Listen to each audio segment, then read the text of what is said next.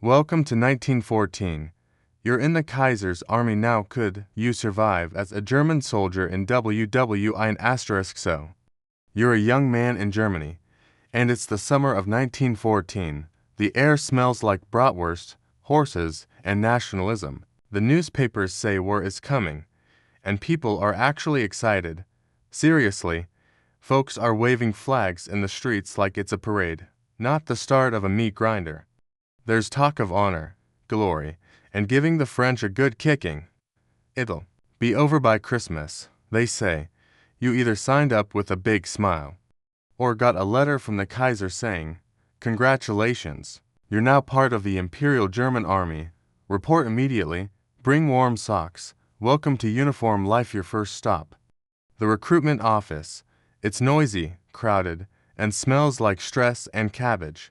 An officer with a giant mustache sizes you up like a cow at a market and writes down your name with a fountain pen. You pass a medical exam that mostly consists of standing straight and not coughing up blood. Boom, you're in. They hand you a uniform that doesn't quite fit. It's itchy wool, designed to keep you warm in Siberia, but somehow also manages to trap every ounce of sweat during summer. It also comes with a fancy-looking spiked helmet, the Pickelhaube, which looks great in paintings, but turns out to be basically useless in a real fight. Oh, and your boots. They're made of stiff leather and were probably worn by someone named Klaus before you. One of them squeaks. It never stops squeaking. Say goodbye to civilian life if you had a job, a family, or a girlfriend. Well, wave goodbye. You might be writing them letters later, if your hands aren't too cold or, missing. Back at home, your mom is proud but crying. Your dad says stuff like, "Make Germany proud." Son, your little brother tries on your helmet and hits himself in the face with it. You try not to look nervous as you board the train to basic training with 100 other guys, most of whom smell like beer and boiled meat. Marching and shouting. A German training is intense. Picture this. You're up before the sun, stomping around a frozen field, being yelled at by a man whose entire personality is shouting. Everything is about discipline. Your posture, your marching, your bed making. One wrinkle and you're scrubbing toilets with a toothbrush. You learn how to use a rifle, the Mauser Gewehr 98. It's long, heavy, and if you drop it, someone will absolutely make you regret it. Bayonet practice is awkward at first. Nobody likes stabbing hay dummies in front of other people, but you get used to it.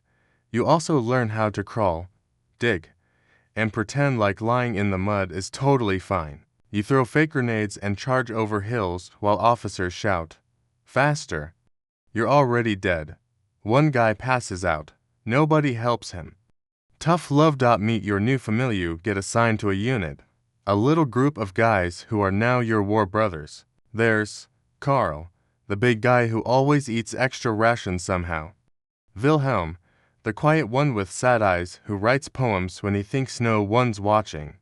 Franz, who never shuts up and snores like a dying goat. You'll be sleeping next to these men, fighting with them, and probably sharing lice with them very soon. Kaiser says go. Then, word comes in. Mobilization. The war's real now. Austria's in trouble. Russia's rattling sabers. And Germany's getting ready to punch through. Belgium like a drunk at a pastry shop. You and your unit are loaded onto crowded trains. The windows rattle. The air smells like coal smoke. And someone is already playing an accordion badly. The mood is weirdly cheerful. You're singing patriotic songs and cracking jokes, but under it all, everyone knows this is serious. This isn't summer camp. You're not going to the countryside for a picnic. You're heading straight into the unknown. Bullets, mud, and all. Crossing into war. When you cross the border, it gets real quiet. No more cheering civilians, just fields, forests, and rumors of enemy troops. You start hearing distant booms in the night, shells, thunder, you can't tell yet. Either way, your stomach is doing flips. You arrive near the front lines. Trenches are already being dug. Horses are panicking. Orders are being barked. You sling your rifle over your shoulder and try to look like you know what you're doing. Spoiler. You don single quotes T. The first night you spend your first night in a shallow ditch that will eventually be part of the trenches. The air is damp. Mosquitoes bite your ears. You can hear someone snoring 2 feet away. Another guy is whispering a prayer. There's no privacy.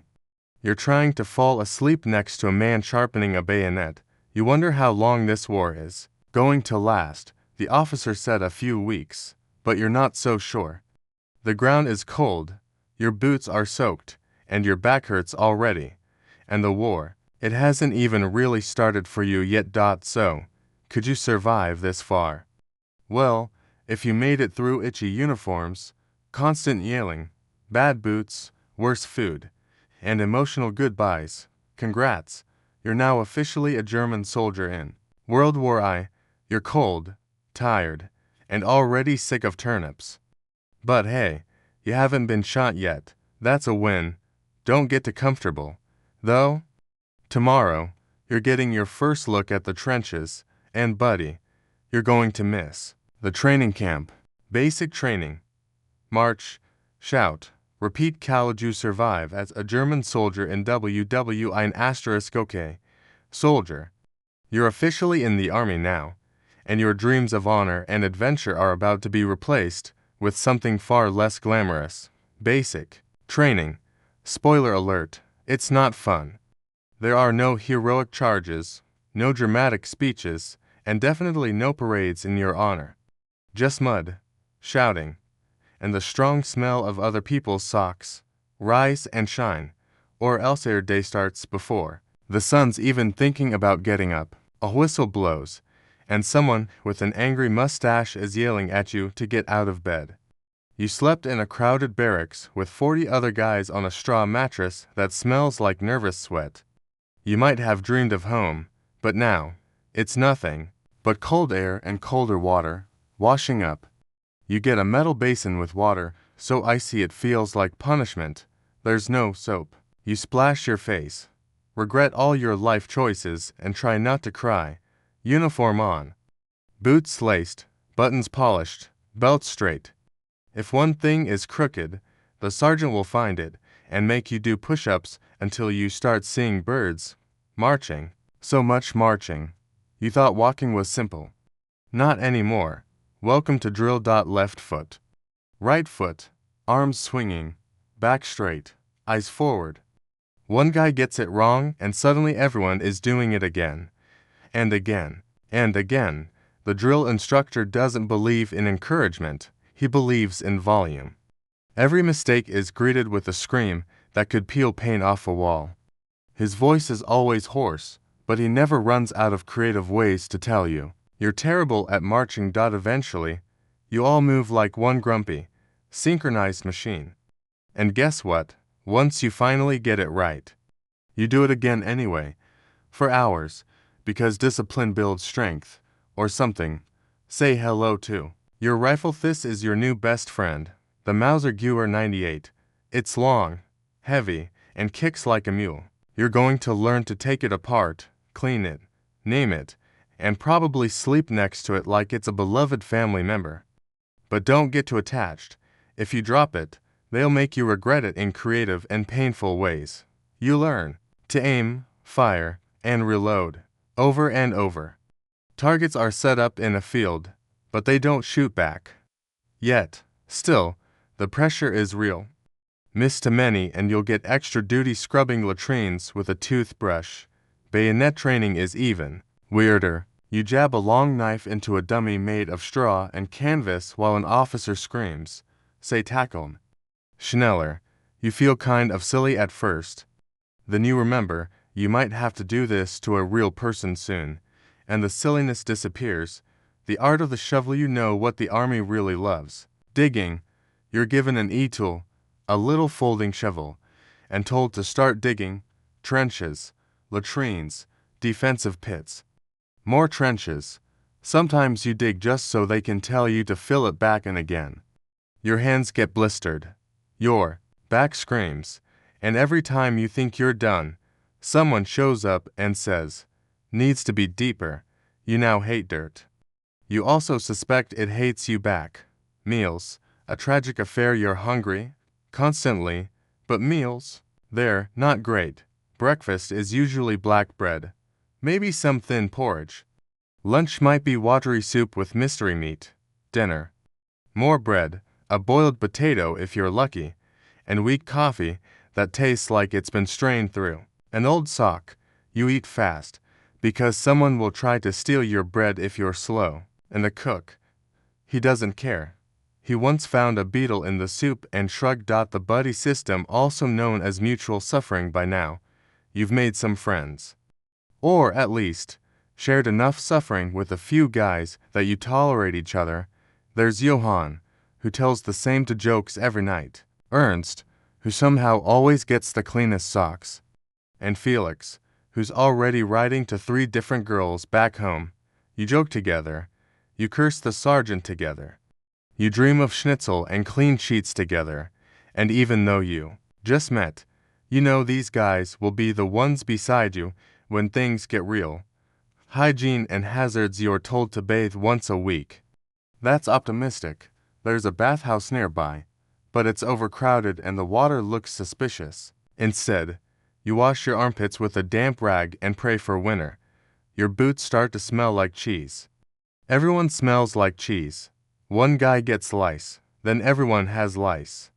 You try not to think about it. Sunday, the only day that's slightly less off. Fully, you get a half day off on Sunday. You still wake up early, but there's no shouting. Sometimes there's a priest. Sometimes there's music. Most people just sit around smoking, writing letters, or staring into space. You use this time to patch holes in your socks, sharpen your bayonet, or just nap in the grass. It's the closest thing to peace you'll get for a while. Graduation day. Sort of. After weeks of this routine, waking, marching, digging, firing, eating, cleaning, collapsing, you're almost ready. You pass your final drills, maybe shoot a few last targets, and get inspected one more time by an officer who doesn't smile. He says you're fit for combat. You don't feel ready, but ready or not, you're heading to the front. Your unit gets new boots that still don't fit, fresh ammo, and a speech about honor, duty, and the fatherland. Some cheer, some stay quiet. You just nod and hope you packed your socks right. Could you survive basic training? If you didn't collapse from exhaustion, yell back at a superior, or get kicked out for falling asleep during rifle drills, congrats. You made it through one of the worst parts, the part where they turn you from a person into a soldier. But remember, this was the easy part. There weren't shells falling from the sky. No machine guns. No poison gas. That part's next. Off to the front. Say goodbye to comfort. Could you survive as a German soldier in WWI? Congratulations, soldier, you survived basic training. You marched, you dug, you cleaned your rifle 900 times. You got yelled at until yelling started to sound normal. And now you're being shipped off to the front lines. Still think this'll be over by Christmas. Boarding the war train. Orders come in one morning while you're trying to eat bread, so stale it could be used as a weapon. Your unit is moving out. Everyone starts packing their gear in silence. No one says it out loud, but this is the moment it all gets real. You and your squad march to the train station. It's crowded with other fresh-faced recruits and already smelly horses. You throw your gear into an ancient boxcar and climb in. The train has wooden benches, if you're lucky. Otherwise, it's standing room only. You sit wedged between 2 guys who've already removed their boots. It's aromatic. The train jerks to life. Smoke fills the air. The countryside starts to roll past. You're excited, nervous, maybe even proud. But there's also a knot in your stomach that won't go away. Singing turns to silence. Eat first. People sing songs. Some crack jokes. Others write letters to their sweethearts or try to sleep. But the closer you get to the front, the quieter the car gets.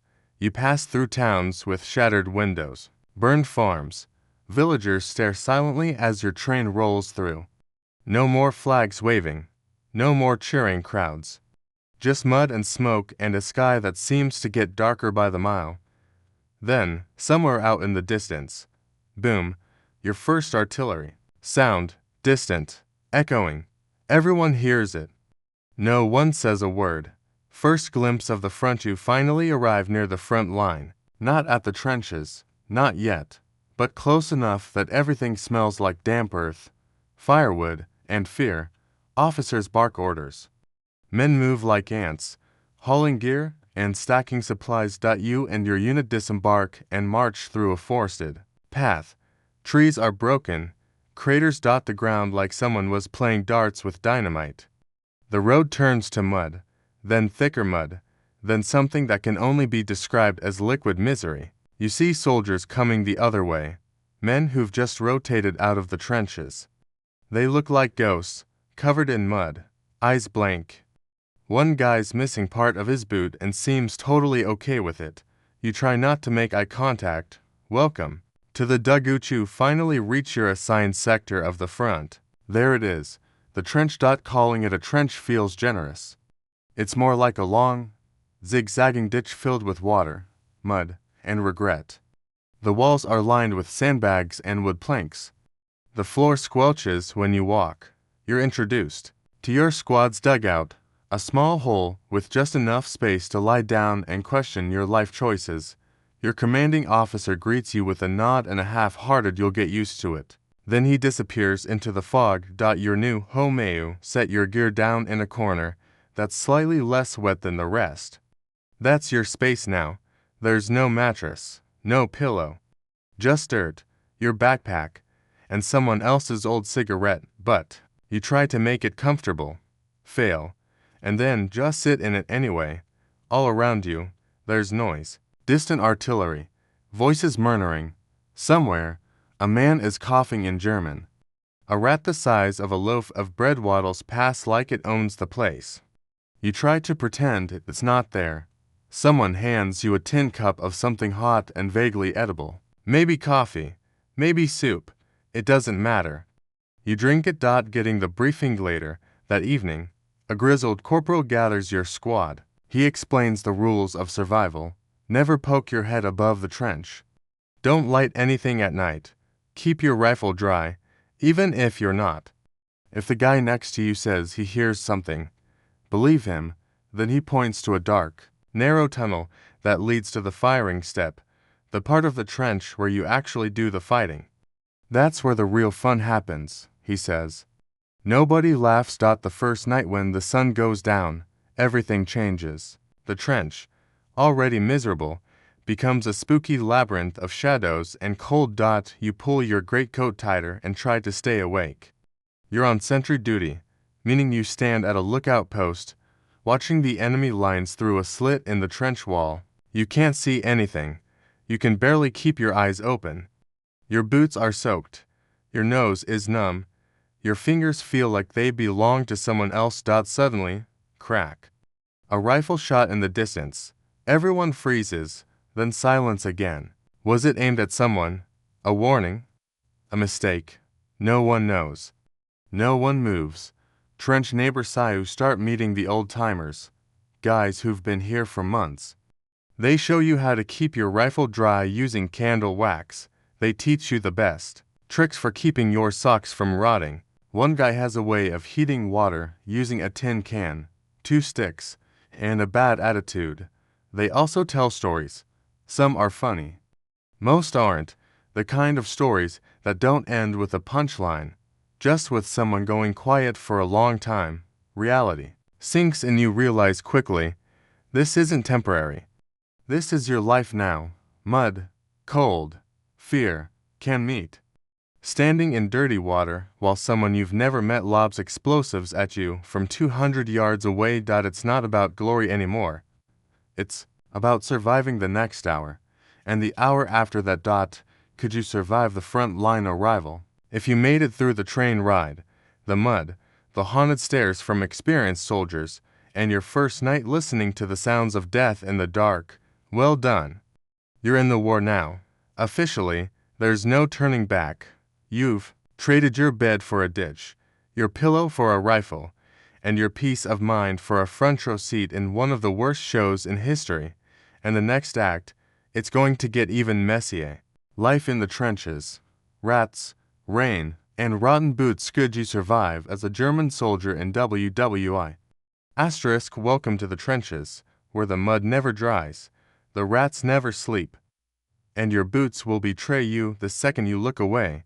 If you thought basic training was rough, you're about to experience a new level of discomfort. Trench life. The place where joy goes to die. The smell hits first. Let's start with the smell.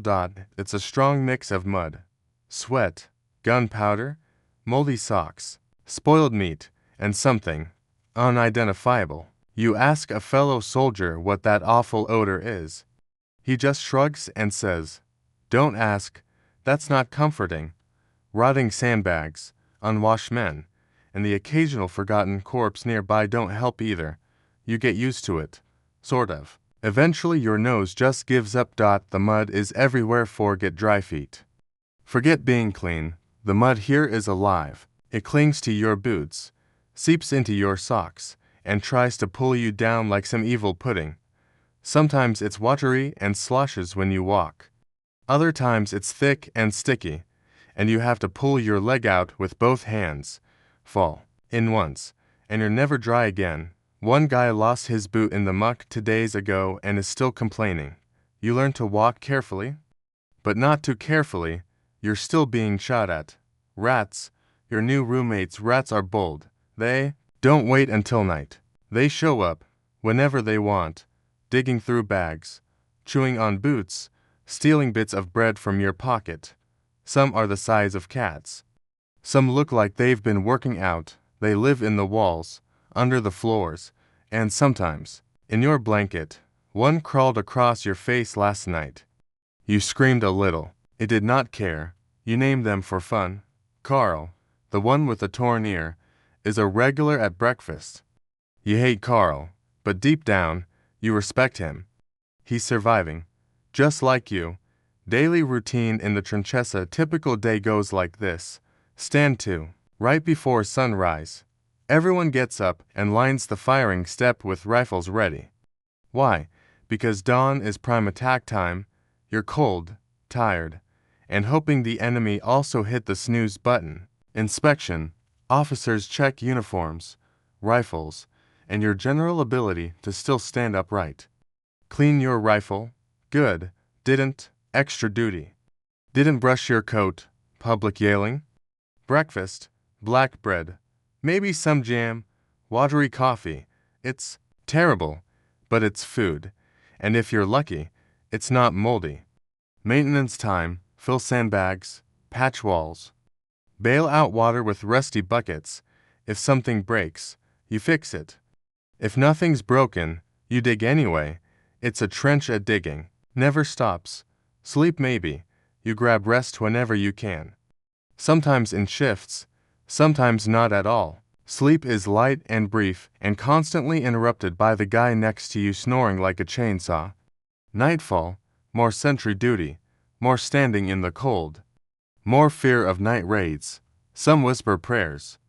Others hum songs quietly to stay sane. The lice situation. Oh yeah, lice. They're in your clothes, your hair, your socks. You try to kill them by holding your shirt over a candle flame, but that usually just ends with burned holes and disappointment. Everyone scratches constantly. It's like the national pastime of trench life. The lice don't care about rank or bravery. They just want your blood, and they're very good at getting it. Whether nature is also trying to kill you when it rains, the trench turns into a muddy swimming pool. When it snows, everything freezes. Your fingers, your nose, your soul. When it's windy, sandbags collapse and bring half your wall with them. Sometimes it's sunny, but that just means the smell gets worse. Sunshine doesn't help much when you're standing in a foot of mud with wet socks and fleas in your pants. Trench, foot, a horror story. Let's talk feet. Your boots are always wet. Your socks are too. You try drying them, but the humidity laughs in your face. If you don't take care of your feet, and you probably won't, you get trench foot. It starts with numb toes, then swelling, then a smell that scares even Carl the rat. In bad cases, your skin turns black and you lose a toe or two. Doctors say change socks regularly. Problem is, you only have one extra pair, and it's already soggy. Good luck. Attempts at normal despite everything. You try to stay human. You shave with cold water. You write letters home. You read old newspapers from 3 weeks ago. Some guys even play cards or tell stories. One guy plays the harmonica, badly, every night. It's annoying, but also comforting. In a weird way, you hold on to these little rituals because without them, everything becomes just noise and mud and fear. Random danger is the Normandy moment can go from calm to chaos. 1 minute you're drinking cold coffee. The next, boom, a shell hits 50 feet away. Dirt rains down, you duck instinctively, you survive. This time. But your heart's still pounding 20 minutes later. Bullets zing overhead. You hear distant screams. You learn to tell the difference between outgoing and incoming fire just by sound. That's a skill no one wants, but everyone here has. Could you survive trench life? If you've made it through cold nights, hungry mornings, angry rats, itchy lice, wet boots, and the constant fear of death from above, well done. You've lasted longer than many. You still haven't gone over the top yet. That's coming. But this part. This is the psychological grind, the slow drip of misery. The part where the war breaks you without even firing a shot. If you're still here, still standing and your feet haven't rotted off, then you might just have a fighting chance. Food, glorious food. Or not. Could you survive as a German soldier in WWI? So, you've made it to the front lines. You face mud, rats, lice, and a general smell of despair.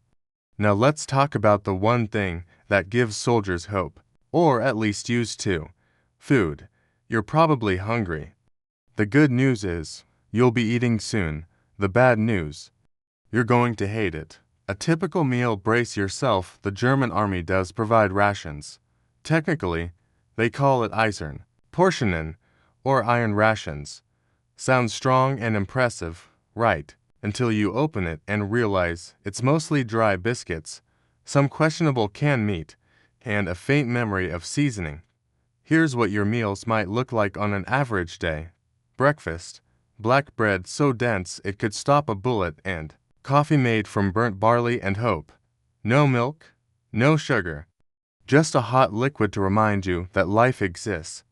Lunch, some kind of thin soup. Maybe turnip-based. Maybe it's just warm water with a floating onion skin. Occasionally, if the supply lines aren't completely wrecked, you'll get boiled potatoes and maybe, a tiny bit of meat. You don't ask where it came from. Dinner, more bread, more soup, cold sausage if it's a good day. Usually, it's just whatever's left from lunch. Snack options, none, unless you count licking the spoon. The legend of the war turniplets talk about turnips. By 1916, thanks to the British blockade, Germany was running out of basically everything. That's when the humble turnip rose to power, not because it's good, but because it grew fast and wasn't technically poisoned. They used turnips in everything. Turnip soup, turnip stew, turnip coffee, substitute turnip bread. Yes, it's a thing. And no, it's not okay. Soldiers joked that soon they'd be brushing their teeth with turnip paste. One guy tried.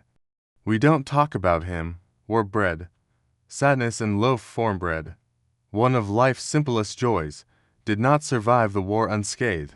You're eating Kriegsbrot, war bread. It's made with flour, yes, but also sawdust, mashed beans, and ground-up potato peelings. It's dense. It's gray. It tastes like defeat. But you eat it anyway, because it's calories. And because the rats are eyeing it too. You learn too. Chew slowly, not because you enjoy it, but because if you eat it too fast, it might fight back. Canned meat, or meat, when you're lucky, You get canned rations. These come in unmarked tins that rattle ominously when shaken. You open one with your bayonet and peek inside. Is it pork, beef, horse? Nobody knows.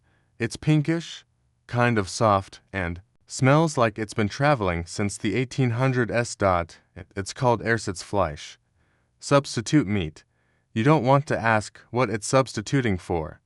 You just eat it, swallow hard, and chase it with turnip broth. At this point, your stomach has stopped being picky. It's just grateful for the attention.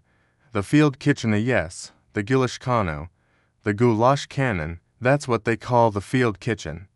It's a metal pot on wheels, dragged into the rear lines to cook for hungry troops. When it rolls into view, people cheer, not because the food is great, but because it's hot. After days of cold soup and bread, warm mush feels like luxury. The cook, often an older soldier with a big ladle and no patience, slops something onto your tin plate. He calls it stew. It might have meat in it. Or not. You don't ask. You just eat. Sometimes it's actually good. Sometimes it gives you the kind of stomach cramps that make you question your life choices. That's the gamble. Coffee, but make it sad a coffee situation. Grim, real coffee is long gone. Instead, you get a hot drink made from roasted acorns, barley, or even ground up carrots. It smells like campfire and disappointment. Still, it's warm. It wakes you up just enough to realize where you are. Some soldiers try to make it better by saving sugar cubes from home, or trading for real coffee grounds, but those are rare treasures. If you've got one, you're a king or a target. People have started fights over a single cube of sugar. Food theft and trench economic hunger does strange things to people. If you leave your rations out, they're gone. Rats. Maybe, but probably just another soldier with a growling stomach, and no morals. Bartering is common. You trade socks for extra bread, soap for sausage. A working lighter might get you a tin of actual meat. And someone's eternal envy. There's also the black market, even at the front. If you've got connections and a few extra cigarettes, you might score chocolate, or real butter, or jam that doesn't look like red glue, but most of the time, you're back to turnips and dreams. Letters from home. Food envy edition. Semites. You get a package from home. A sweet miracle wrapped in brown paper. Inside, dried fruit, maybe chocolate. A slice of cake if your mom is brave. It's squished, stale, and full of crumbs, but you nearly cry when you see it. Your buddies hover like vultures. One offers to trade socks. Another offers a half-dead rat, joking. Probably. You take a bite, close your eyes, and pretend you're anywhere but here. That bite tastes like home. It also tastes like your squad mate is going to steal the rest. While you're asleep. Could you survive the food? If you've managed to swallow gray bread, drink fake coffee, ignore the rats stealing your biscuits, and pretend turnip stew is fine, then you've passed another test. Food in the trenches wasn't about flavor, it was about fuel, just enough to keep your body moving and your brain somewhat functional. No Michelin stars, just misery, boiled and served lukewarm, the real tragedy. You still kind of look forward to mealtime, because in a war zone, even bad food is better than nothing, and tomorrow's soup might actually have carrots. Maybe. Letters home, but don't tell the truth. Cowled. You survive as a German soldier in WWI. So, you survive training, the trench, the food, and the rats. Now it's time to grab a pencil and write home, because back in Germany, your family is worried, or maybe just very proud, and they want to hear from their brave soldier boy. Just be careful what you say, because this is war. And war has censorship. Mail call, a lifeline in a muddy world. Let's be real. Getting a letter is the highlight of your week, maybe even your month. Mail arrives in sacks, usually late, and always squashed. It's handed out in a chaotic shuffle while everyone tries not to look too eager. When your name is finally called, it's like Christmas. You sit down in the least wet corner of the trench and tear open the envelope with shaking fingers. Inside, familiar handwriting. A note from your mother, your sweetheart, maybe your younger brother who says he's playing soldier just like you. You smile, you laugh. You might even get a little teary-eyed, but you definitely hide it. For a few minutes, you feel like a human again. Time to write back. Careful and know it's your turn. You dig into your pack for a scrap of paper that isn't soaked or rat-nibbled. You borrow a pencil. You hunch over your knee or an old ammo box and try to find the right words. But you can't just say anything, because every letter is read before it goes out. Not by your family, by military censors. Guys whose whole job is to cross out anything that sounds too scary, too honest, or too unpatriotic. So, if you write something like, "We're up to our waists in mud. Fran's lost 3 toes, and I haven't slept in for days," that gets blacked out with a thick line of ink. Or your letter just never gets sent at all. The art of the optimistic Liso. What do you write? You lie. Honestly, the weather is holding up well, morale is high. The food is simple but nourishing. The officers are strict but fair. Please tell father I am doing my duty proudly. You don't mention the trench foot. You don't talk about the rats. You definitely don't describe the shell that exploded near your bunker last night. Showering. You in bits of someone who wasn't so lucky. Nope. You say things like, "We've been very busy, but I managed to get a good night's sleep," and "Please send socks and maybe a bit of chocolate. I'm sharing with my comrades." What you really mean is, "Please send socks or my feet might fall off. And the chocolate is for me only." Love letters from the front if you've got a sweetheart back home. This is where things get tricky. You want to sound brave, romantic, strong. You want her to believe you're handling it like a hero, not crying into a blanket that smells like mildew and despair. So you write something like, "Dearest Lot, I think of you every night. The stars over the trench remind me of your eyes. I hope to return to you soon," which is sweet and totally made up. There are no visible stars. Just smoke, fog, and a guy coughing behind you. But it doesn't matter. You write it anyway, because imagining her reading that letter makes you feel a little less broken inside. What they write to you letters from home are a mix of warm comfort and frustrating cheerfulness. Your mother says she prays for you daily and sends you warm wishes. And socks, thank goodness. Your brother brags about how he beat up to kids and pretended he was in the cavalry. Classic. Your father writes one sentence, "Make us proud." It's fine, but it doesn't exactly hug your soul. Sometimes your girl sends a photo. You stare at it for hours, then fold it carefully and hide it deep in your pack where the damp can't get to it. You can't afford to lose it, not out here. The packages, better than gold occasionally, you get a care package. It smells like home before you even open it. Inside, stale cookies, maybe a sausage, maybe socks. If you're incredibly lucky, chocolate, soap, or real coffee grounds. You might cry a little. No shame. The guys around you instantly become very interested in your friendship. One offers to trade half his tobacco for one cookie. Another offers you a harmonica, which he cannot play for your sausage. You think about it, but in the end, you eat every bite yourself and guard your remaining soap like it's royal treasure. Writing as therapy. Even though you can't be fully honest, writing home helps. It reminds you that there's a world outside this nightmare, a world with clean clothes, dry shoes, hot food, and people who know your name for reasons that aren't on a dog tag. You scribble down silly things. You draw bad pictures. One guy wrote a song and made everyone hum along so he could remember the tune. Writing helps you survive, not physically, but mentally. It's the one thing the war can't fully take from you, unless the mail gets shelled. Then, yeah, even that can be taken. Could you handle the letters? If you can write cheerful nonsense while your socks dissolve, read sweet notes from home without sobbing, and pretend everything's okay for the sake of your family, then yes, You're doing what thousands of soldiers did. Censorship didn't stop the truth from being felt. You just had to hide it behind kind words and careful handwriting, because in a war like this, hope came in small envelopes. And sometimes, it was the only thing keeping people going.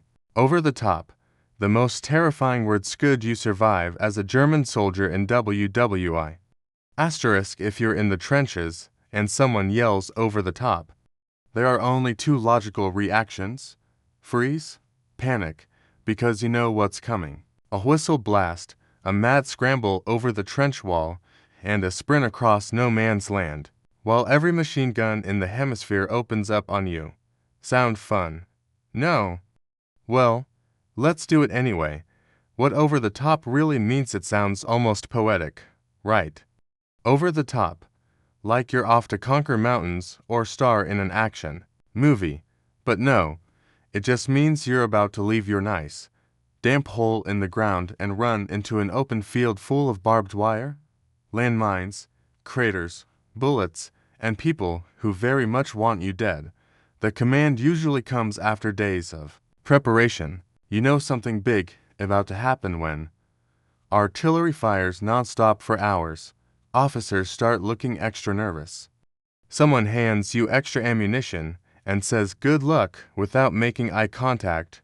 The morning of the attack you wake up before dawn, not because you're excited, because you barely slept. The whole trench is tense, quiet, even the guy who never shuts up is silent. You eat a small breakfast, which might be your last one, check your rifle, and tighten your gear. A chaplain walks by offering a quick prayer. Some soldiers take it. Others just stare at their boots. Then the order comes: fix bayonets. The metal clicks echo down the line. The whistle blows. The officer checks his watch. He's pale. You're pale. Everyone's pale. Then, feep, the whistle. You climb the ladder like you're underwater. Your legs feel like they don't belong to you. Your brain is yelling stop, hide, stay down. But your body keeps moving.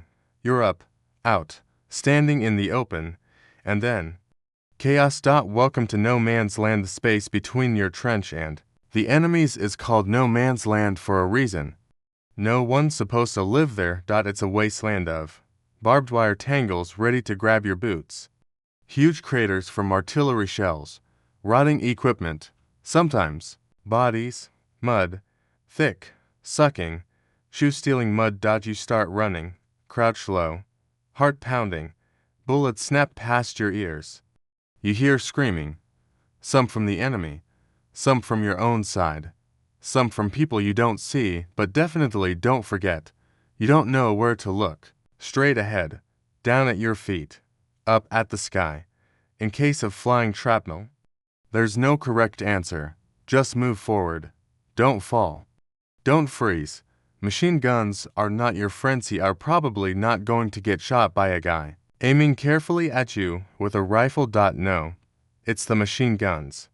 They're behind sandbags, chewing through the air, mowing down whole squads in seconds. The sound, like tearing fabric and death. You hit the ground. Others don single quotes every few meters. You drop into a crater for cover. Breathe. Pop your head up. Then run again. Every step feels borrowed. Gas attacks. Just when things weren't bad enough, let's make things worse. Say someone lobs a gas shell into no man's land. Suddenly, there's a greenish-yellow cloud spreading fast. You fumble for your gas mask, the one you practice putting on in 10 seconds. Your hands are shaking. You're sweating inside your helmet. If you're lucky and the mask works, you breathe through a rubber filter that smells like glue and old socks. If it doesn't, well, mustard gas doesn't care. It'll burn your lungs and skin either way. Now, you're running while choking, through smoke, with bullets, in boots full of mud. Still think you could survive. Reaching the enemy trench. Let's say you don't get shot, gassed, or fall into a crater the size of a horse. You make it to the enemy trench. Now it's close combat. Bayonets, grenades, pistols, yelling, chaos. It's loud and personal. The trench is narrow. You can barely move. You jab, swing, duck, maybe cry a little, maybe scream, maybe freeze. Victory means you take the trench, temporarily, because tomorrow, they might counterattack and push you back. All this, for about 100 meters of muddy ground. The cost of 100 meters in some battles. Tens of thousands of men were sent over the top to capture just a few yards. You gain ground. You lose friends. You wonder if anything has actually changed. Commanders write glowing reports about your success. Newspapers back home call it a brave advance. You just call it Tuesday. Going back to the trench if you survive. You're not celebrating. You're limping, bleeding, dazed. You climb back into the trench. You check who made it. Sometimes it's half your unit. Sometimes less. You sit in the mud. Light a cigarette. Stare at nothing. Someone says, "We did it." You don't answer. Could you go over the top? Here's the honest truth. Most soldiers didn't run over the top because they were fearless. They did it because they were ordered to, and because if they didn't, they'd be court-martialed or shot for cowardice. You go because the guy next to you is going. You go because you hope this time it works. You go because not going feels even scarier. And when it's over, if you're still alive, you don't feel like a hero. You feel lucky, tired, maybe broken, but you're alive. And in this war, that's victory enough. Trench medicine. Got a bullet? Rub dirt on it. Could you survive as a German soldier in WWI? Let's set the scene. You've just come back from going over the top. And surprise, you're hurt. Maybe it's a bullet graze. Maybe your foot looks like it belongs to a zombie. Or your buddy sneezed mustard gas in your face. Either way, you need help. Good news. Trench medicine exists. Bad news. It's about as comforting as using a fork to comb your hair. The front-line doctor is a guy with bandages. The first person you'll probably see is the senator or medic. He's not a doctor. He's just someone with some training, a red cross on his helmet, and nerves of steel. He'll shove a bandage into your wound. Tell you you're fine, camarade. Maybe shoot you up with a little morphine if he has any. Then send you hobbling to the next stop, the dressing station. And he might be treating you in the mud, next to a pile of bodies, under artillery fire. No pressure. What counts as an emergency? Let's say you have a hole in your leg, priority missing fingers, maybe weight diarrhea for 12 days. Join the club trench foot that smells like spoiled meat. We'll get to it there. So many wounded that medics start doing triage. Basically, they treat the people most likely to survive. If you're too far gone, they give you some morphine if available, and move on. Brutal, yes, but there's only so much one person can do with a pocket knife and 3 rolls of gauze. The field hospital, a tent. If you're lucky, if you're really hurt and manage to get off the front line, congratulations. You're going to a Feldlazaret, a field hospital. Now, don't picture anything clean and modern. This is a tent, or maybe a barn, or even a church that's been bombed halfway to heaven. Here, you might get a cot, a doctor, a surgical saw that hasn't been fully cleaned since yesterday. The doctor is overworked, half asleep, and covered in other people's blood. You hope he's good with a scalpel. You hope you're numb enough not to feel it. Spoiler, you probably will. Anesthesia. Also, you've got a bullet in your arm and need it taken out. Do you get anesthesia? Maybe, if there's any left. If not, you bite down on a rag and hope for the best. Sometimes you get chloroform or ether, both of which smell like a chemistry lab and knock you out, unless the wind blows it away or your body fights it off. In other cases, it's, here, drink this schnapps. Now hold still. Surgery was often fast, rough, and loud. Screaming was normal. Passing out was expected. Got gangrene. Say goodbye to that ledge if your wound gets infected. And it probably will. You might get gangrene. That's when the flesh basically rots while still attached to you. Treatment. Amputation.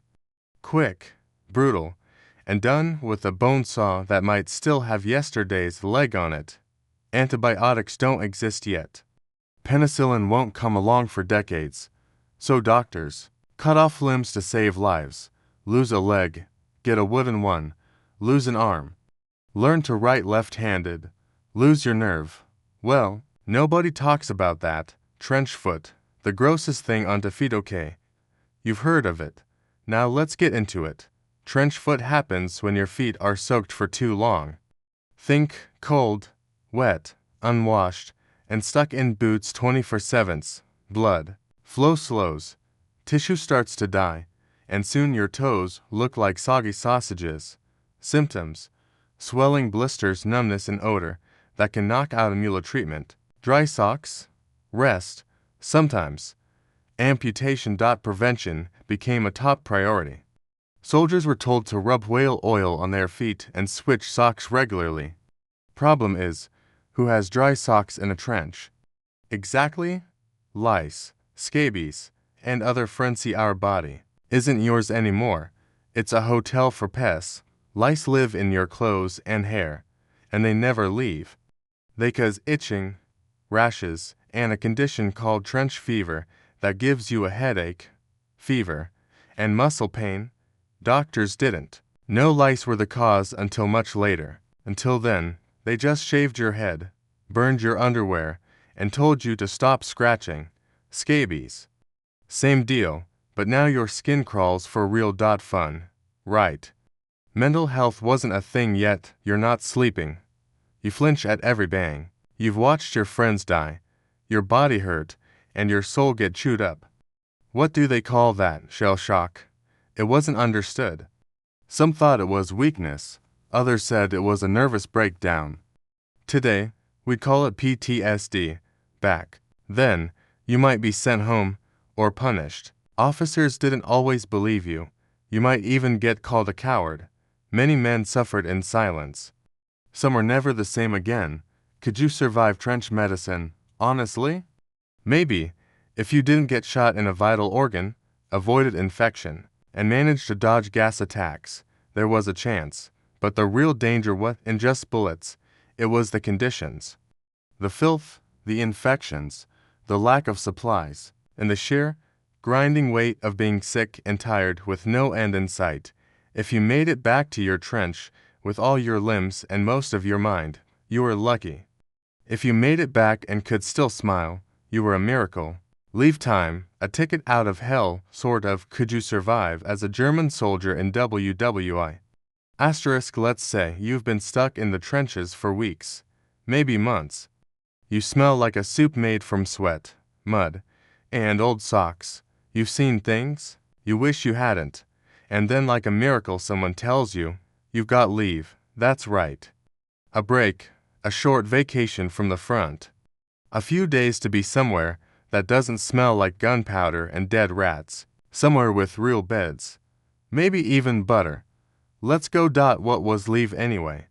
Leave was military slang for temporary time off from the front lines. In the German army, this could mean anything from 7 to 14 days, depending on luck, timing, and how badly things were blowing up. Not everyone got it. You had to survive long enough, not be in the middle of a major offensive. Get picked by your officer, who might not like you. If you got chosen, you practically floated back to camp. If not, well, better luck next month. The journey home. Now, here's the thing. Getting home wasn't instant. You couldn't just teleport from a muddy trench to your mom's kitchen. No, you took a long, slow train ride back through the German countryside. It was dirty, bumpy, and crowded with other grimy, half-dead soldiers also on leave. Still, you stared out the window and saw trees that weren't blasted, fields without barbed wire, and people not screaming. It felt like waking up from a nightmare, just for a little while. Some soldiers cried, others just stared in silence. The contrast was that intense. Home sweet, strange. When you finally arrived at home, it was a mix of emotions. Joy, yes, but also disorientation. Everything was still here. Your family, your bed, the town bakery. Normal people talking about normal stuff, but you weren't the same. Your parents might smile too much. Your little brother might ask if you'd killed anyone. Your neighbors might tell you the war would be over soon like they knew anything. And you just stood there, holding your duffel bag, wondering how to explain what a trench smells like without ruining dinner. Food that doesn't taste like iron of the biggest perks of leave. Food. At the front, your meals were, let's say, predictable. Lots of stale bread, tinned meat if you were lucky, and coffee that tasted like sadness. At home, though, you might get real sausage, fresh eggs, hot potatoes with butter, maybe even cake. Even during wartime, German families tried hard to feed their soldiers well when they came home. They'd save up rations, trade with neighbors, or stretch recipes just to make something special. It wasn't about calories. It was about care, clean clothes, and sleep that isn't interrupted by shelling. Imagine this. You take a hot bath. You put on clothes that don't itch or squirm. No lice. You lay down in a clean bed. You fall asleep without boots on, and no one shouts gas. In the middle of the night. Bliss. Some soldiers said their first night home was the best sleep of their lives. Others, not so much. The silence was too loud. The bed felt too soft. The absence of chaos was somehow more disturbing than the chaos itself. Seeing loved ones, smiles, and awkward silence. No, we get to the emotional stuff. Reuniting with your loved one sounds beautiful, and sometimes it was. Tears, hugs, warm dinners, family photos, the works, but also awkward silence. You've seen horrors. They've read newspapers. Not the same. You might try to tell a story. Halfway through, you realize it's too awful. So, you stop. They nod and say, "It's okay." You don't have to talk about it, but they want to ask, and you want to tell them. But there's this invisible wall between the front line and the dinner table. Back in civilian life, briefly you try to enjoy, leave, but the clock's ticking. You walk through town, you see kids playing. You hear music from a phonograph. You visit your old school or favorite pub, but everything feels like it's underwater. Like it's too quiet, too calm, too fake. You wonder how everyone can just go about their lives while your friends are sleeping in frozen dirt with rats chewing their bread. You don't say it out loud, but it's there. Lucky leave story. Every soldier had at least one story about someone who went home on leave and something strange happened. One guy came back married. One came back with a tattoo he couldn't explain. One never came back at all. The train got shelled. Leave wasn't always relaxing. Sometimes it made soldiers even more anxious because they knew what was waiting on the other side. Some soldiers didn't want to go home, not because they hated home, but because they didn't want to feel that safe, only to lose it again. Going back to the front end, then it ends. You pack your bag. You hug your mom. You nod to your dad. You pat the family dog. You avoid eye contact with your siblings, and you board the train. The closer you get to the front, the more your body changes. Your back straightens. Your jaw clenches. Your brain starts to armor up. You're not that kid in the bakery anymore. You're a soldier again, and you're heading back to the mud. Could you handle leave? Honestly, leave was a weird, emotional roller coaster. Best part, food, baths, peace. Hardest part, realizing how far away you drifted from the normal world. Some soldiers lived for leave, others dreaded it. But all of them knew it was temporary, a short breath before another long dive back into hell. Winter in the trenches, frozen socks and frostbite. Could you survive as a German soldier in WWI? Let's say it's December, somewhere in northern France. You wake up in your trench. You're shivering so hard your teeth sound like maracas. There's ice in your boots, snow on your blanket if you have one, and everything you touch is either cold, wet, or about to become both. Welcome to winter on the Western Front. Spoiler, it sucked, cold without, and the trenches were already awful, wet, muddy, and depressing, But in winter, the misery leveled up. Temperatures dropped below freezing. Snow and sleet turned everything to slush and sludge. The mud froze overnight, but thawed just enough by day to suck your boots off. There was no heating, no real insulation, just some planks, canvas, and sandbags doing their best against Mother Nature. And losing, you weren't just cold, you were cold all the time, cold in your bones, cold in your dreams, cold in places you didn't know could feel cold. Uniforms, not built for this. German army gave you a wool coat, which sounds nice until it got wet and froze into a stiff, icy straight jacket. You had a hat, maybe gloves, and boots that were just okay until they got soaked through, froze, and made your toes go numb. Some soldiers tried stuffing newspaper inside their coats, straw in their boots, extra socks if they had any. Others just gave up and shivered in silence, trying not to think about how their breath was turning to ice on their mustaches. Trench foot, winter edition. Remember trench foot? That delightful condition where your feet rot from being wet too long. Yeah, winter made it worse. Now your feet were not only soaked, they were frozen. Blood flow slowed, toes went numb, then purple, then black. Soldiers who didn't lose their feet to frostbite still had to deal with blisters, swelling, and pain that felt like walking on shattered glass. Fun fact, some guys urinated on their feet to keep them warm. That's how desperate things got. Frostbite roulette. Frostbite didn't care who you were. If you didn't move enough, or if the wine found its way into your coat, you could lose. Fingers, toes, ears, nose. Thoroughly signs were numbness and pale skin. Later signs, black tissue, cracking flesh. Maybe an infection that leads to amputation. Medical care, limited. The best advice was to keep moving and keep dry. Too bad you were in a hole filled with snow, ice, and other people's frozen socks. Sleeping in sub-zero temp. Sleep in winter was optional. You'd huddle under a scratchy blanket, knees to your chest, trying to stay warm.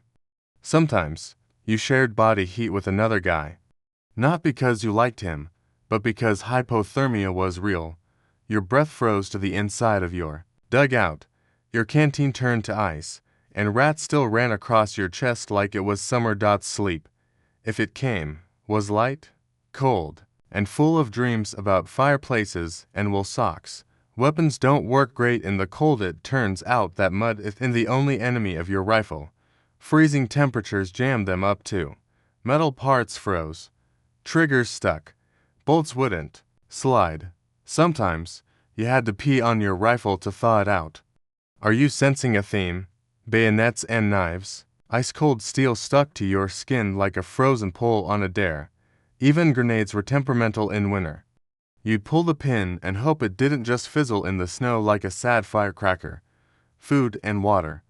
Now icy and crunchy. Water froze. Bread turned into bricks, and canned meat had to be thawed over a candle before you could den it with a spoon. Your warm meals arrived cold. Coffee, ice sludge. Soup, popsicle form. Some men sucked on frozen potatoes like they were lollipops. And water, you either melted snow, hopefully clean, or chipped ice from shell holes and hoped it didn't give you a bonus stomach disease. Fires equals warmth. And risk lighting a fire in the trench was risky.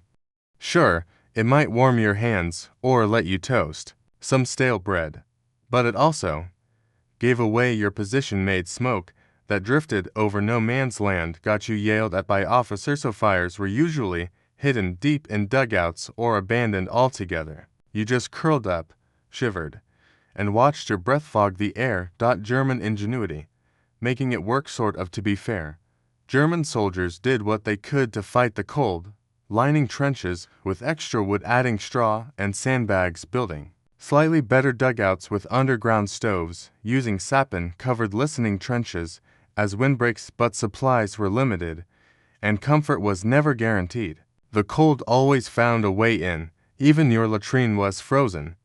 Imagine trying to go to the bathroom while a blizzard blows snow into your well, yeah. Winter ceasefires, yes, really sometimes.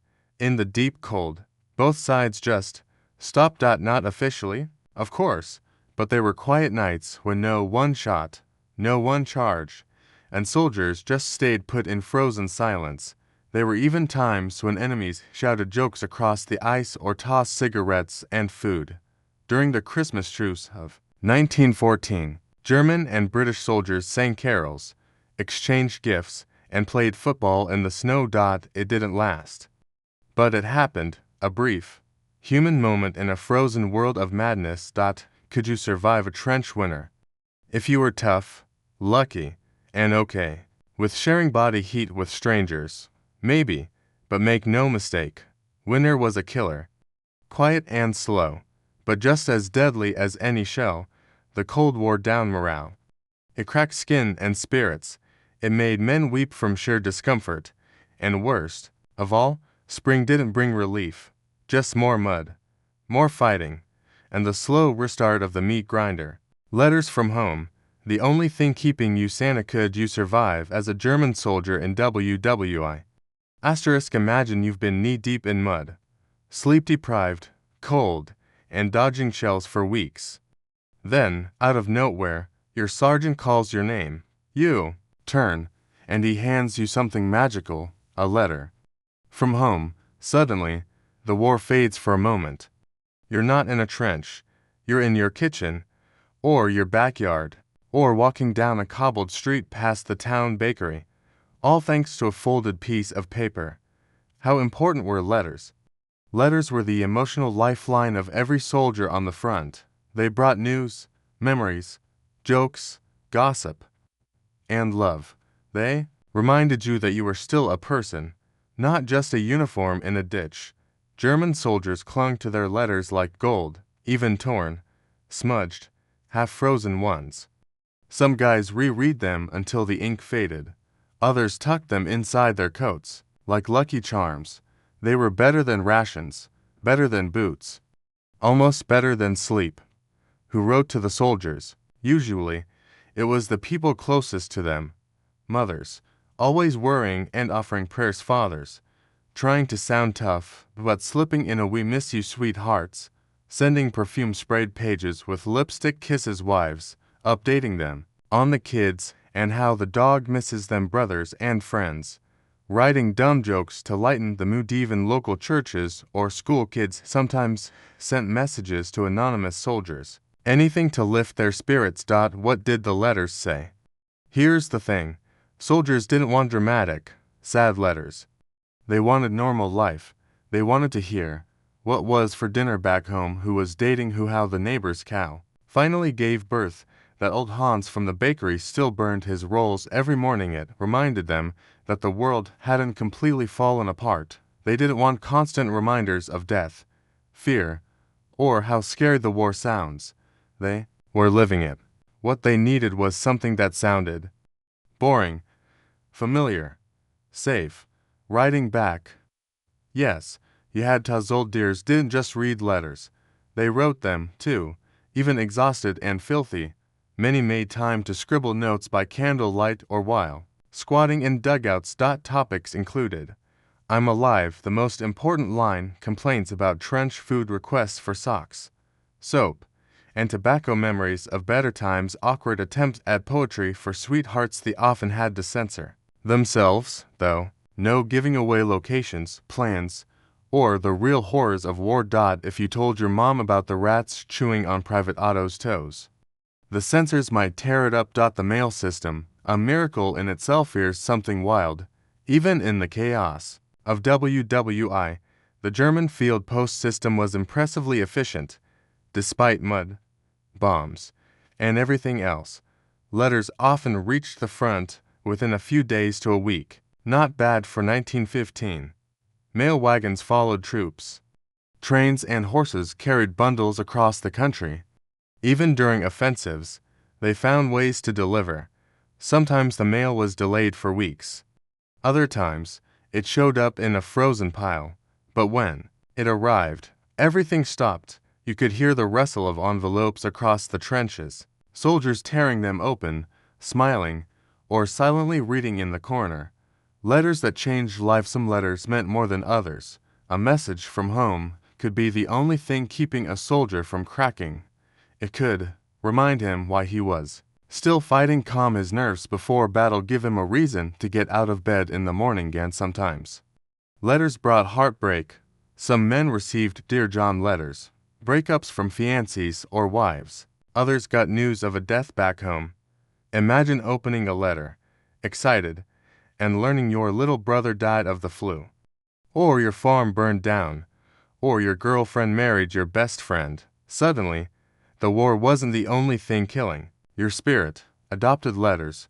When you got none and everyone got mail, some soldiers had no family left. Some were too poor, too far, or just unlucky. But others would share. If you were one of the letterless, your friend might read his out loud for you. My mom says she hopes you're staying warm too. Sometimes soldiers made up letters and read them aloud like a play, just to keep the mood light.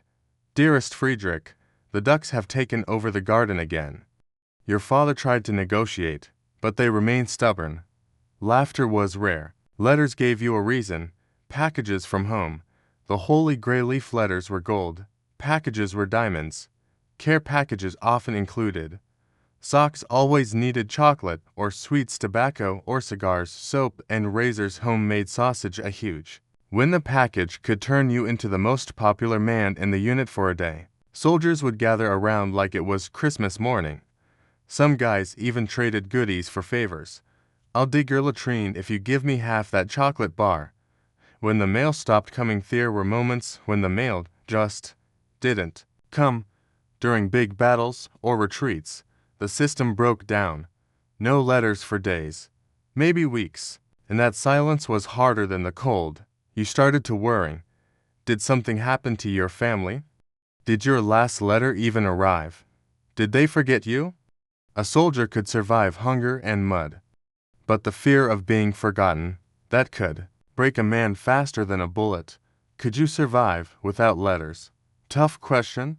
Some men did. They hardened up, closed off, turned numb, but most needed that little piece of home, even just a few words, to keep their humanity intact, because at the end of the day, you weren't just a soldier. You were someone's son, someone's love, someone's big brother, and a letter was proof of that. Shell shock. When your brain says, I'm done, could you survive as a German soldier in WWI? Asterisk, so far, you've handled mud, bullets, freezing feet, and bad food.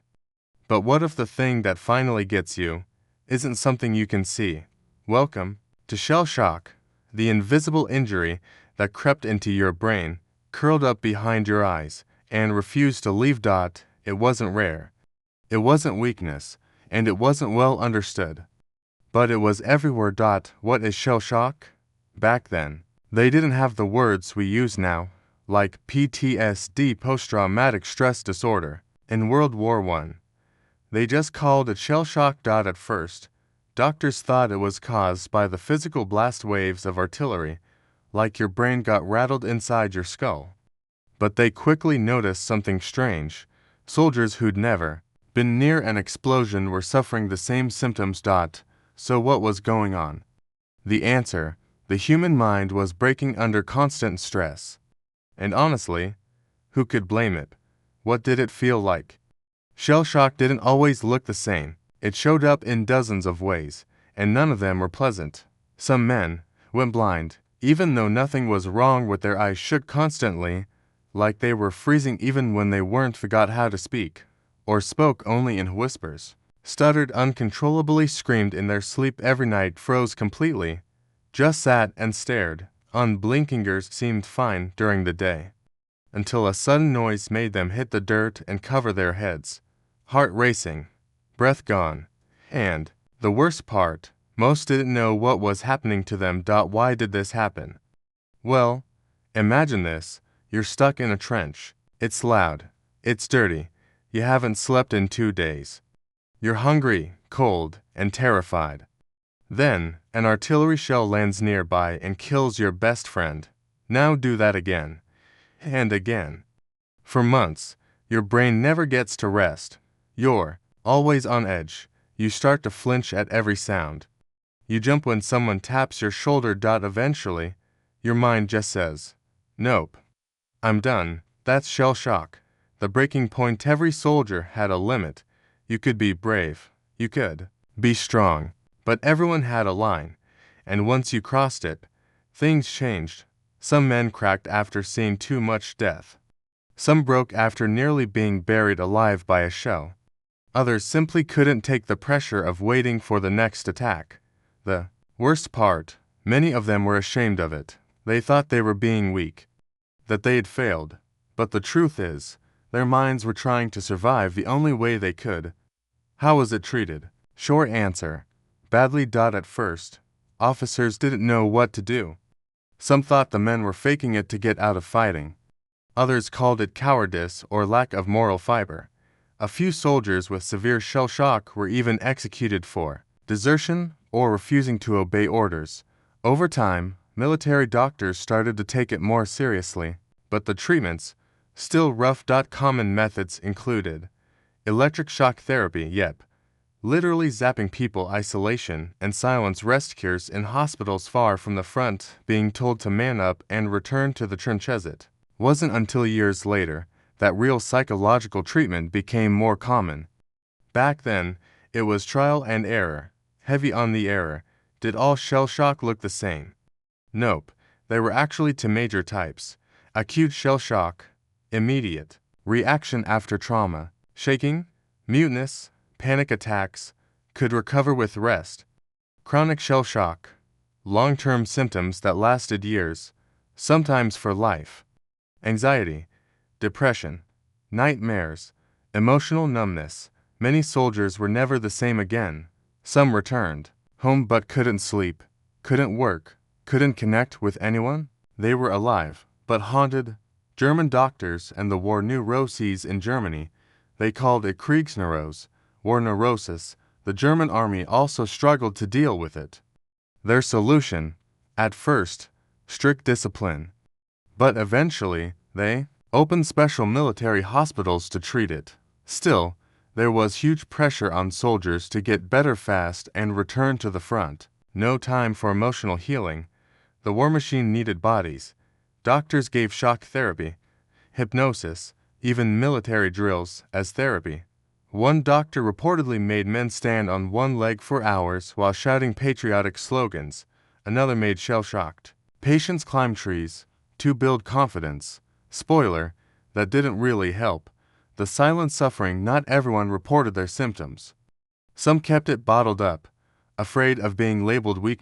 So they carried on, shaking hands, racing heart, no sleep, always watching, always waiting. Some turned to alcohol to dull it. Others just numbed out, going through the motions like ghosts in a uniform. And when the war ended, most just went home and never talked about it again. Could you survive the mental toll? Here's the honest truth. No one really knew if they could. You could train your body, learn to aim, get used to the cold.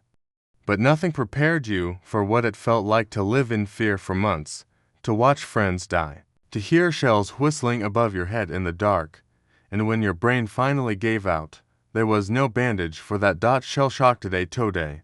We call it PTSD, and we understand it better. But back then, soldiers were fighting two wars, one outside the trench, and one inside their minds. Could you survive both? Maybe, but only if you had support, rest, and someone who listened, something a lot of soldiers didn't get. Leave, the 10 days that kept you alive. Could you survive as a German soldier in WWI*? You've been in the trenches for months. Your socks have holes, your brain feels like it's leaking. You haven't seen a tree that wasn't blown in half since October. Then, like a miracle, your name appears on a list. You're going on leave. It feels like hitting the lottery. If the lottery gave you 10 days, a train ticket, and a chance to feel human again, what was leave? Leave was the military version of a vacation. For a German soldier in WWI, it meant 7 to 14 days off, usually about 10 permission to go home if you were close enough. A train ride away from the front. No mud, no bullets, no screaming officers, real food, real clothes, and maybe even real sheets. It didn't happen often, maybe once every 8 to 12 months if you were lucky, and luck mattered. Some guys went home more than once. Others died before ever getting the chance. How did you get it? There was no magic formula. Leave was usually scheduled by command, based on how long you'd been on the front, sometimes earned after a long stretch in battle, occasionally delayed or canceled due to offensives, a complete mystery to most soldiers. You didn't request it. You waited and prayed your name would show up. When it did, you packed your things like your life depended on it, because, honestly, it kind of did. The journey home, getting home wasn't always easy. First, you'd get out of the front lines, back through the support trenches, then catch a truck or march to ARAILHEAD. From there, you'd squeeze onto a military train, maybe 4 hours, maybe 4 days, full of other exhausted, muddy men just like you. But it didn't matter. The minute you saw green fields, trees with leaves, and towns that weren't bombed out husks, it felt like you were breathing different air. What did soldiers do on leave? Simple stuff they hadn't done in months or years. Sleep in a real bed, sometimes for 12 to 16 hours straight. Eat hot, fresh food with actual seasoning. Bathe, not just wipe mud off, but soak in a tub. Wear clean clothes, often civilian ones. See their family, mothers, fathers, wives, kids. Go to a tavern, drink beer, laugh with friends. Sit in silence, no gunfire in the background, and maybe, just maybe, fall in love again. Or rekindle something that had faded in all the chaos. Mental detox. Leave wasn't just about resting your body. It was a mental reboot. After weeks of shells, fear, and death, just being home reminded you of who you used to be. You remembered your dog's name, how bread used to smell fresh out of the oven, that you used to whistle while walking, that you liked being alive. It didn't fix everything, but it gave you a glimpse of peace, and that glimpse could keep a man going. The awkward part, home didn't always understand the flip side of leave. Sometimes, home felt strange. Civilians didn't get it. They hadn't seen trenches or watched friends get blown apart. They were living normalish lives. So when you came home with 1,000-yard eyes and shaking hands, people might say, "You look tired. Try to enjoy yourself. It's not so bad, is it?" That disconnect could make soldiers feel even more isolated, like they no longer fit into the world they'd left behind. Some soldiers didn't want to go back. No surprise here. Once, you tasted warmth, clean clothes, and food that didn't come out of a can. The idea of returning to the front was like jumping into an ice bath. Some soldiers cried as they packed their bags, got sick the night before leaving, went completely silent during the ride back, tried to desert, risking arrest or execution, but most went back anyway, because they didn't really have a choice. Saying goodbye again if you had a sweetheart. Those 10 days went by way too fast. You held hands, you walked in the park, you whispered promises under the stars, and then came the train station, the kiss goodbye, the tearful waves, and the awful thought in your head, will I ever see them again? No one said it out loud, but it hung in the air like smoke. Leave didn't always happen. Every soldier got the chance. Some units were in constant battle and never rotated out.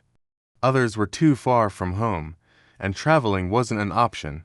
Sometimes the trains weren't running, or an offensive was starting, and for the unlucky, the war ended them before leave ever came. Was leave worth it? Absolutely. Those 10 days could give you the strength to face another 10 months. It reminded you that life still existed beyond the wire. That laughter, love, and comfort weren't just memories. It didn't make you bulletproof, but it reminded you why you wanted to survive. And in a war where every day was a battle, sometimes against death, sometimes against despair, that made all the difference. The final push, when you're just trying to make it out alive. Could you survive? A German soldier in WWI*. It's late 1918. You survived freezing winters, trench rot, food shortages, artillery bombardments, and a kind of soul-crushing exhaustion most people can't even imagine. And now, rumor has it, the war is almost over. But don't get too comfortable, because this last part, it's going to be the worst yet. Everything is falling apart. Germany's army is exhausted. Supplies are low. Morale is lower. Some of your comrades are deserting. Others are surrendering without firing a shot. At the same time, the Allies are pushing harder than ever. There are fresh American troops on the battlefield now, tall, clean uniforms, well-fed, and full of energy. Meanwhile, your unit is down to half strength. Your boots have holes, and your stomach hasn't known full in a year. It's like showing up to a marathon with 2 broken legs and being told to sprint the last mile. Orders from above. Hold the line. No one knows how much longer the war will last. Weeks, months. But one thing's clear. The German High Command wants to hold every inch of ground they can. Even if it's just symbolic. Even if it costs lives. So you're told to dig in again, reinforce the trenches, prepare for one more Allied assault. Your officer says things like "for the fatherland," and "we must endure." You say nothing. You're just trying to stay alive long enough to see peace. The conditions. Somehow, even worse be now. Everything is scarce. Ammo is being rationed, food is barely edible, and that's being generous. Medical supplies are running out, even cigarettes. Your only joy are almost gone. Your uniform is in tatters. Some guys are wearing bits of civilian clothes. Helmets are dented. Rifles are rusting. You look less like an army, and more like a group of tired ghosts who forgot how to go home. Everyone is sick on top of it all. There's the Spanish flu. Yet, a global pandemic decides to show up right at the end of the war. As if things weren't bad enough already. Soldiers are coughing, feverish, and dying in the dugouts. There's no medicine, no doctors left. You might survive a battle, only to be taken out by a sneeze, and no one can tell who's sick from flu, and who's just dying of pure exhaustion. The last battles in the final weeks. It's chaos. There are massive Allied offensives, tanks rolling forward, artillery thundering nonstop, and wave after wave of fresh troops. German lines are breaking, command structures are collapsing. Sometimes you don't even know who's in charge anymore. You might be told to retreat, then 2 hours later get ordered to charge. You're running, then crawling, then hiding, then fighting with everything you've got, even though your brain is screaming. Why? You don't feel brave anymore. You just feel done. The mental countdown every day. Someone says, "I heard the war's ending soon," but no one knows for sure. You hear stories of peace talks, of armistices, of revolts back home. You start counting the hours, the minutes. You tell yourself, just make it through tonight. Just one more day. Just don't die today. And when you hear that someone else got hit, someone you just shared bread with, you try not to feel anything at all. You're numb, because that's the only way to survive. Letters from home, the only connection you have left to the outside world. Letters. If they still get through, you might receive a note from your mother, your wife, your sister, saying, "We pray for you every night. Come home soon. The war must end soon." Yes. You hold those words like a life raft. They're small, but they matter. Surrender, mutiny. In the final weeks, some German units simply stop fighting. They lay down their weapons, raise their hands, march toward enemy lines, not to attack, but to give up. In some cities back home, soldiers mutiny. Sailors refuse to board ships. Workers go on strike. People want peace. Now. It's clear to everyone. The war is lost. There's nothing left to win, only more lives to lose. But still, in some trenches, the orders keep coming. November 11, 1918, the end. And then, one morning, you hear a rumor. The war is ending today. An armistice will be signed at 11 a.m. You don't believe it at first. Why would you? But then the artillery stops. The guns go silent. 11 a.m. for the first time in years. The battlefield is quiet. You stand up slowly, unsure if it's real. The silence is deafening. There's no cheering, no flags waving, no music, just stunned faces. Exhausted men looking at each other, wondering, we made it. What now? You survived. Somehow. But what are you now? You're not the same person who marched off to war in 1914. That boy is gone. What's left is someone older, harder, and maybe a little broken. You'll go home. You'll try to find work. You'll sit with your memories. And some nights, when it rains, you'll still hear the shells in your dreams. Could you survive the final push? Honestly, it wasn't about strength, or courage, or training. It was about holding on, one more day at a time, until someone finally said, it's over. And if you made it that far, through hunger, fear, madness, and loss, then yeah, you survived. But it cost you more than you ever thought it would. Going home, what happened to the survivors? Could you survive as a German soldier in WWI? You made it. The guns are quiet. The trenches are empty. You're alive. But this isn't a happy ending tied up with a neat little bow. This is World War I, and surviving it was just the beginning. Heading home after the armistice, soldiers didn't teleport back home. There were long waits, messy paperwork, and confusing orders. Some units were still stuck guarding borders or helping occupy other areas. Others just sat in makeshift camps waiting for trains that never seemed to arrive. And when you did get a train, it was packed, slow, and half frozen, but at least it was going in the right direction. Every bump of the tracks brought you closer to something you weren't sure you were ready for. Home, coming back to a different world. It had been years. Maybe your town was bombed. Maybe your family had moved. Maybe the bakery, the school, and your favorite bench by the river were all still there. But everything felt off, because while you were away, the world kept spinning. And you've been stuck in the mud. Family reunions. An awkward silence as you might have dreamed of this moment. Your mother hugging you, your sister crying, your father standing proudly with a pipe in his mouth. And sure, some of that happened, but there were also awkward pauses. People didn't know what to say. You didn't know how to act. How do you talk about that? Hey, remember my friend Franz? Yeah, he exploded.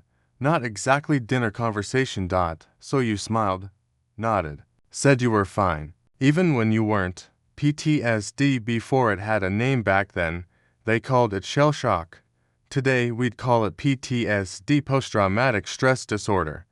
But in 1918, no one really understood it. If you were jumpy, withdrawn, or woke up screaming, they might say you were shaken up, a bit off, weak-minded. So a lot of soldiers just suffered quietly. They'd flinch at loud noises, sleep in short bursts, see faces they couldn't forget, and they did their best to pretend everything was normal, even when it wasn't. The struggle to find work. Here's the hard truth. Germany was broke. The war had drained everything. Money, resources, hope. Jobs were scarce. Prices were up. Food was down.